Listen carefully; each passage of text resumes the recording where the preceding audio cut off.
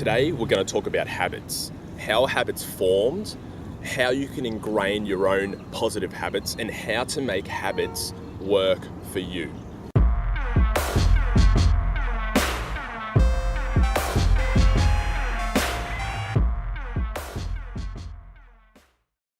So friends, habits are formed by doing an action or a thought or a particular behavior over and over again until it becomes something that naturally occurs without much thought.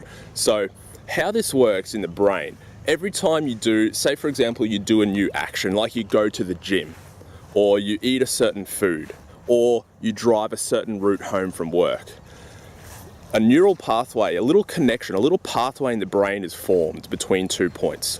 And what happens is, say for example, the next day you perform that same action. You might go to the gym again the next day. That pathway becomes a little bit stronger.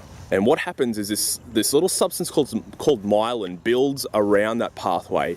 As that pathway becomes stronger, that particular action or behavior or thought or whatever it might be becomes easier.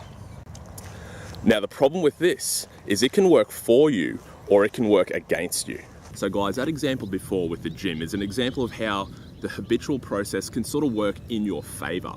You're producing a positive habit that's going to have a good outcome on yourself and your well-being and your body and your health. So how can this work against you? Well, I'm sure you're already coming up with some ideas, but smoking is an example. So someone lights up a smoke, have a puff, you know, they might get a bit of a head spin, which is a slight reward, and they're more likely to do it again. So the next day they have a smoke and they might go for 2 smokes, and you see the pathway happening here. That neural connection in the brain starts getting stronger, starts getting surrounded by myelin, and then that act of smoking becomes thoughtless, or it becomes automatic. You don't really think about it, you just do it. So habits can work for you, habits can work against you, and your goal is to use habits to your advantage.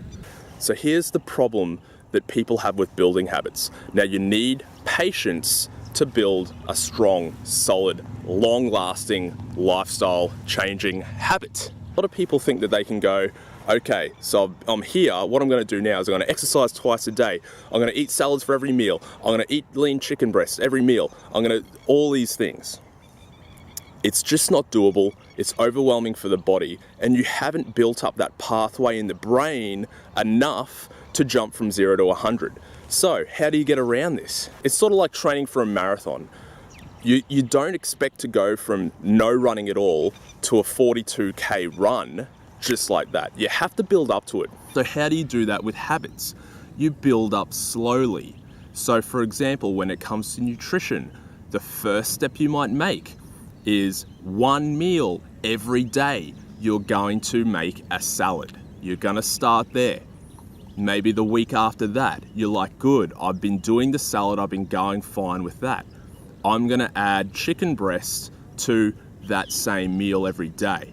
You start to get that habit ingrained. You don't wanna go from eating takeout every meal every day to chicken and salad every meal every day like that. You're not gonna do it, it's impossible. You wanna build up that neural pathway in the brain over time, and then you'll have that habit. And then you'll have these healthful, positive behaviors working for you without even having to think about it. Now that's the beauty of it. So guys, make sure you train smart,